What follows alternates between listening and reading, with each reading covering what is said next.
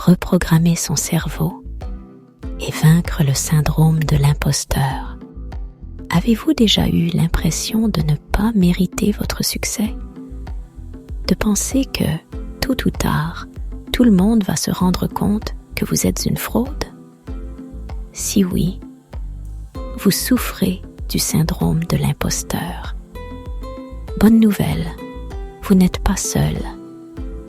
Des études montrent que 70% des gens ressentent ce syndrome au moins une fois dans leur vie.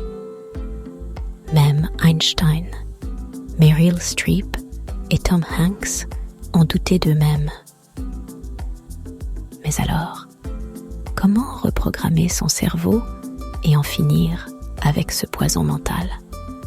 Dans cette vidéo, je vais vous expliquer scientifiquement ce qu'est le syndrome de l'imposteur, comment il affecte notre cerveau, et surtout, vous donner 7 exercices concrets pour le surmonter.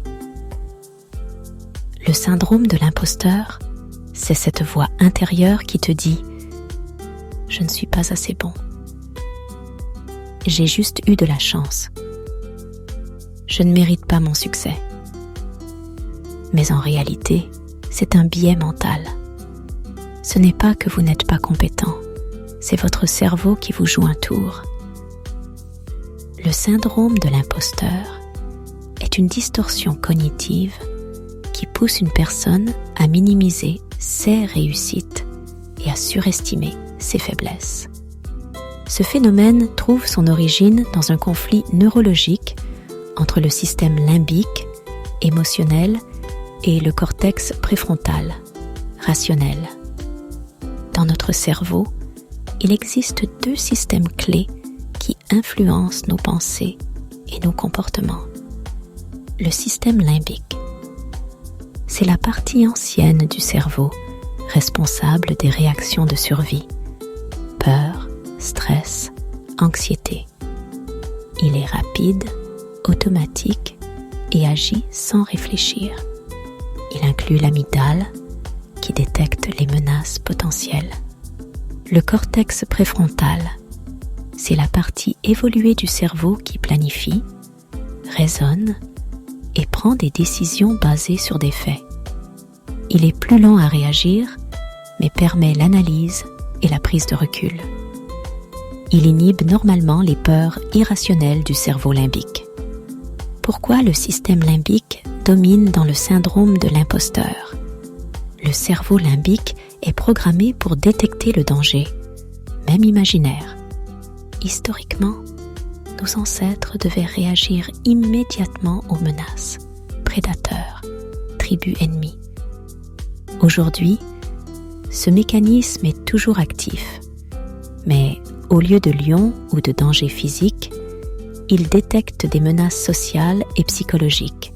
Exemple, si je fais une erreur, je vais être jugé. Le syndrome de l'imposteur active l'amygdale, qui perçoit la reconnaissance sociale comme une menace potentielle. Le stress et l'anxiété amplifient la réponse limbique. Quand on est stressé, notre cerveau libère du cortisol, une hormone qui brouille les fonctions du cortex préfrontal. Du coup, moins de rationalité, plus de doutes et d'émotions négatives. C'est pourquoi, même si nous avons des preuves objectives de notre compétence, nous ne parvenons pas à y croire. Le cortex préfrontal est plus lent à réagir. Il demande plus d'efforts cognitifs pour analyser une situation.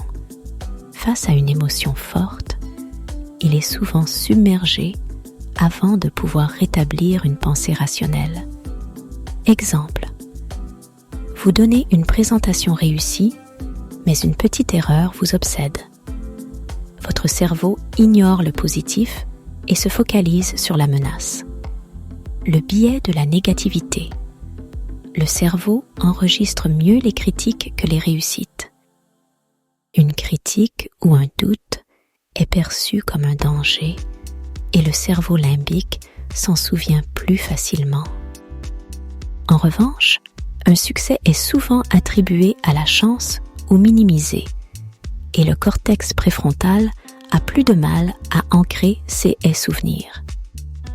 Des études en neurosciences montrent que le cerveau enregistre les expériences négatives plus profondément que les positives, ceux qui renforcent les schémas de doute et d'auto-sabotage.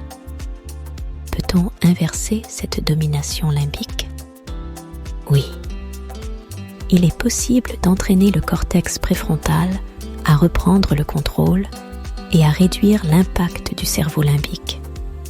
Par exemple, l'exercice de reprogrammation cognitive, journaling, affirmation positive, aide le cortex préfrontal à intégrer de nouvelles croyances.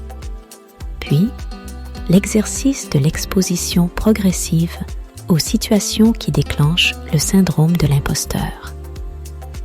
Ainsi, le cerveau apprend à désactiver la peur limbique, sans oublier la respiration profonde et relaxante qui diminue le cortisol, ce qui permet au cortex préfrontal de mieux réguler les émotions.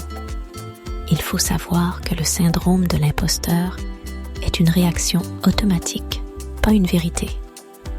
On peut apprendre à ralentir la réponse émotionnelle en prenant du recul avant de croire ses pensées négatives.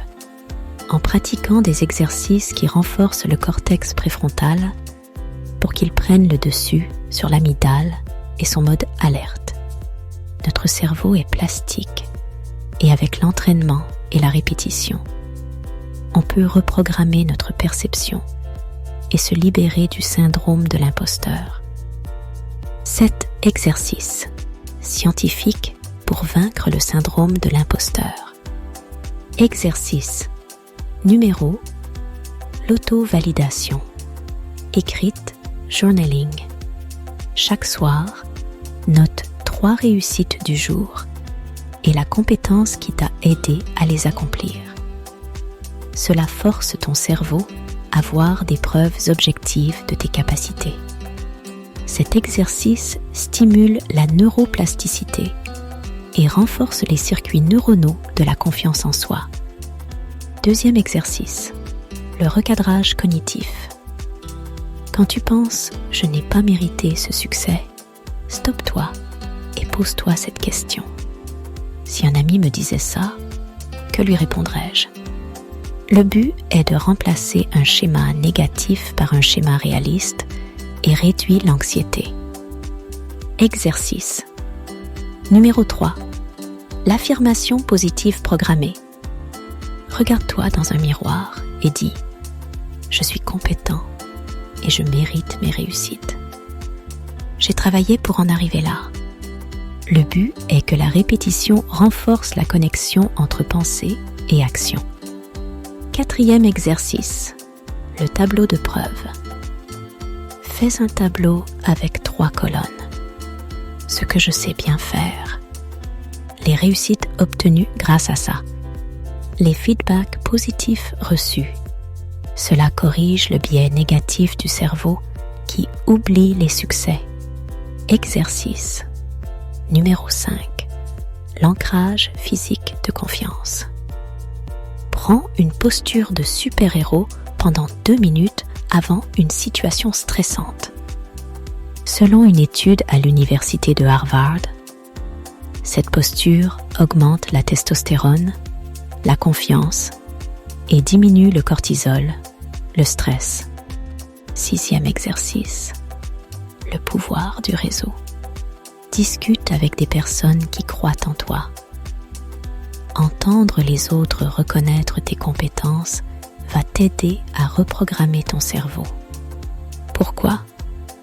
Parce que l'entourage positif réduit le sentiment d'auto-sabotage. 7e exercice, l'expérience de réussite programmée. Fixe-toi un petit défi hors de ta zone de confort chaque semaine et célèbre chaque victoire, aussi petite soit-elle. L'accumulation de micro-succès entraîne une libération de dopamine, renforçant la motivation. Rappelle-toi, le syndrome de l'imposteur est un bug mental, pas une réalité. Mais en appliquant les exercices, tu peux le hacker et retrouver confiance en toi. Lequel de ces exercices as-tu testé en premier? Dis-moi en commentaire. Si tu veux plus de vidéos sur la confiance en soi, le mindset et la productivité, abonne-toi et active la cloche. À bientôt pour une nouvelle dose de motivation.